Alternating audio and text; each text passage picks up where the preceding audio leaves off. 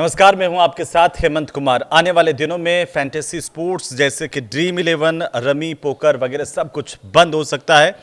Dream 11 जो कि भारतीय क्रिकेट टीम के लीड स्पॉन्सर भी है और आप सोचिए कि ये भी बंद किया जा सकता है। आज आपको बता दें कि 20 अगस्त को लोकसभा में promotion and regulation of online gaming bill 2025 इसे लेकर पास हो गया है। ये बिल दरअसल ऑनलाइन गेमिंग को रेगुलेट करने और रियल मनी गेम्स पर रोक लगाने के लिए है और अगर राज्यसभा में भी ये बिल पास हो जाता है तो उसके बाद ये राष्ट्रपति के पास जाएगा, कानून बन जाएगा और सभी मनी बेस्ड जो ऑनलाइन गेम्स है उस पर इससे रोक लग जाएगी। चाहे ये गेम्स स्किल बेस्ड हों या फिर चांस बेस्ड, दोनों पर रोक लगेंगी। अब इसमें कई तरह के सवाल खड़े हो रहे हैं कि इस बिल को कैसे देखा जाए, इस बिल में क्या क्या नियम हैं, कैसे तमाम चीज़ों पर रोक लग पाएगी। तो देखिए, कई सख्त नियम है इस बिल में और लोकसभा से पास होने के बाद अगर राज्यसभा से भी पास हो जाता है और राष्ट्रपति के साइन से अगर ये कानून बनता है तो जो सख्त नियम है वो लागू होंगे और ये रियल और मनी गेम्स पर इससे रोक लगेगी। कोई भी मनी बेस्ड जितने भी गेम हैं वो ऑफर करना, उन्हें चलाना, उनका प्रचार करना पूरी तरह से गैरकानूनी होगा। ऑनलाइन गेम खेलने वालों को कोई सज़ा नहीं होगी, लेकिन जो खिलवा रहा है वो ज़रूर इस प्रावधानों में आएगा। और सजा और जुर्माना की अगर हम बात करें तो अगर कोई रियल या मनी गेम ऑफर करता है या उसका प्रचार करता है उसे 3 साल तक की जेल हो सकती है। 1 करोड़ रुपए तक का जुर्माना उस पर लगाया जा सकता है। नए कानून बनने के बाद विज्ञापन चलाने वालों को 2 साल तक की जेल हो सकती है। जो इस तरह के जो है प्रमोशनल विज्ञापन इनके जारी करते हैं उनको भी सजा का प्रावधान है। 2 साल तक की जेल या 50 लाख रुपए तक का उन पर भी जुर्माना हो सकता है। जो इस तरह के विज्ञापन चलाते हैं, देखिए यूट्यूब से लगा करके अगर कोई अखबार में भी इस तरह का ऐड दे दे तो वो भी इसके तहत आएगा। तो रेगुलेटरी अथॉरिटी जो है वो एक खास अथॉरिटी इसको लेकर के बनाई जाएगी जो गेमिंग इंडस्ट्री को रेगुलेट करेगी, गेम्स को रजिस्टर करेगी और ये तय करेगी कि कौन सा गेम जो है वो रियल मनी गेम है। ई स्पोर्ट्स को इससे बढ़ावा दिया जाएगा, जैसे पबजी और फ्री फायर जैसे ई स्पोर्ट्स और सोशल गेम्स को सपोर्ट किया जाएगा। ये जो गेम्स है वो बिना पैसे वाले होते हैं, इसलिए इन्हें बढ़ावा इस कानून के बनने के बाद मिलेगा।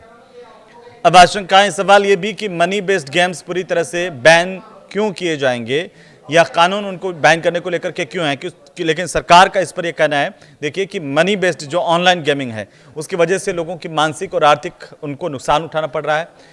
कुछ लोग गेमिंग की लत में इतने ज़्यादा डूब गए हैं कि अपनी ज़िंदगी की बचत तक हार गए, सब कुछ वो लुटा चुके हैं। कुछ मामलों में तो आत्महत्या की खबरें भी सामने आई हैं, इसलिए इन पर रोक जरूरी है। इसके अलावा मनी लॉन्ड्रिंग और नेशनल सिक्योरिटी को लेकर के भी चिंताएं हैं। सरकार इसे रोकने के लिए सख्त कदम उठाना चाहती है। अब एक सवाल इसे लेकर के ये भी है कि ज़रा समझिए कि ऑनलाइन गेमिंग इंडस्ट्री पर इसका असर क्या होगा, क्योंकि बहुत बड़ी ये इंडस्ट्री है। भारत में ऑनलाइन गेमिंग मार्केट अभी करीब 32,000 करोड़ रुपए का है, जिसमें 86% रेवेन्यू रियल मनी फॉर्मेट से आता है। 2029 तक इसके करीब 80,000 करोड़ रुपए तक पहुंचने की उम्मीद थी, लेकिन इस बैन से ड्रीम 11 जो है गेम्स है, देखिए ड्रीम 11 जो है बहुत बड़ी ये गेमिंग है और ये इंडियन क्रिकेट टीम को भी स्पॉन्सर करती है, मुख्य स्पॉन्सर करता है। इसके अलावा गेम्स 24/7 है और ऐसे ही देखिए गेम्स क्राफ्ट है। ये जो बड़ी कंपनियां वो इससे मुश्किल में पड़ सकती हैं। इंडस्ट्री के लोग ये कह रहे हैं कि सरकार के इस कदम से 2 लाख नौकरियां खतरे में पड़ सकती हैं। सरकार को हर साल करोड़ों रुपए के टैक्स का नुकसान भी हो सकता है, लेकिन फिर भी इसे ये भी जानना जरूरी है कि गेमिंग कंपनियां और इंडस्ट्री बॉडीज का इस पर रिएक्शन क्या है, क्योंकि देखिए बहुत बड़ा व्यापार है। इस पर अगर रोक लगेगी तो कई सवाल भी खड़े हो रहे हैं। गेमिंग इंडस्ट्री के लोग और संगठन जैसे ऑल इंडिया गेमिंग फेडरेशन है, ई गेमिंग फेडरेशन है और federation of Indian fantasy sports इस बिल के खिलाफ आ गए हैं। उन्होंने गृह मंत्री अमित शाह को एक चिट्ठी लिखी है, कहा कि बैन की जगह पर प्रोग्रेसिव रेगुलेशन लाया जाए। उनका यह कहना है कि बैन से लोग गैरकानूनी विदेशी गेमिंग साइट्स की ओर चले जाएंगे जो ना तो टैक्स देते हैं और ना ही रेगुलेटेड हैं। अब ये कि इस तरह के बिल में क्या कुछ छूट भी है? हाँ, बिल में फ्री टू प्ले और सब्सक्रिप्शन बेस्ड जो भी गेम्स है उनको छूट दी गई है।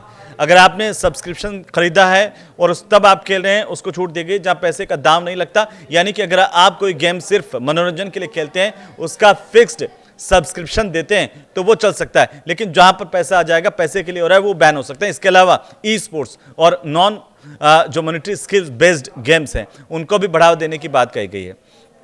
और पहले भी इस तरह की टैक्स की बात हुई थी, फिर इस पर बैन क्यों लगाया गया है इसे लेकर के भी सवाल है। तो आप देखिए कि पहले सरकार ने ऑनलाइन गेमिंग पर 28% जीएसटी लगाया था, फिर विनिंग अमाउंट पर 30% टैक्स भी लगाया जाता है। लेकिन अब सरकार का रुख टैक्स और रेगुलेशन से हटकर पूरी तरह से इसे बैन करने की तरफ है। इंडस्ट्री के लोग इसे गलत दिशा में उठाया गया कदम बता रहे हैं, लेकिन सरकार के अपने तर्क हैं। और इंडस्ट्री के लोगों का कहना है कि इससे न सिर्फ वैध कंपनियां बंद हो जाएंगी, बल्कि गैर कानूनी ऑपरेटर्स को इससे फायदा हो जाएगा। लेकिन आप ये सोचिए कि क्या इस बैन को चुनौती भी दी जा सकती है? तो बिल्कुल आपका सोचना जायज़ है, ठीक है। इंडस्ट्री के लोग पहले से ही कोर्ट का रुख कर रहे हैं। कोर्ट इसे लेकर कह चुका है कि स्किल बेस्ड गेम्स जैसे फैंटेसी स्पोर्ट्स और रमी को जुआ नहीं कह सकते हैं। इंडस्ट्री का कहना है कि ये बैन संविधान के खिलाफ हो सकता है, क्योंकि स्किल और चांस बेस्ड गेम में फर्क नहीं करता है। खिलाड़ियों पर अब इसका क्या असर पड़ेगा, आम खिलाड़ियों पर? तो आप देखिए कि करीब 50 करोड़ लोग ऑनलाइन गेमिंग से जुड़े हुए हैं। ये बैन अगर लागू होता है तो रेगुलेटेड प्लेटफॉर्म पर गेम नहीं खेल पाएंगे कोई भी। इंडस्ट्री ये कहती है कि इससे लोग गैरकानूनी साइट से विदेशी प्लेटफॉर्म की ओर जाएंगे, जहां कोई सुरक्षा नहीं होगी। फ्रॉड, डेटा चोरी, लत लगने का खतरा और ज़्यादा बढ़ सकता है। अभी थोड़ा इसको और समझने की ज़रूरत है। लेकिन ऐसे लोग जो लगातार इस तरह के गेम्स खेल रहे हैं, उनसे कमाई कर रहे हैं, उनकी कमाई पर बैन लग जाएगा। नमस्कार।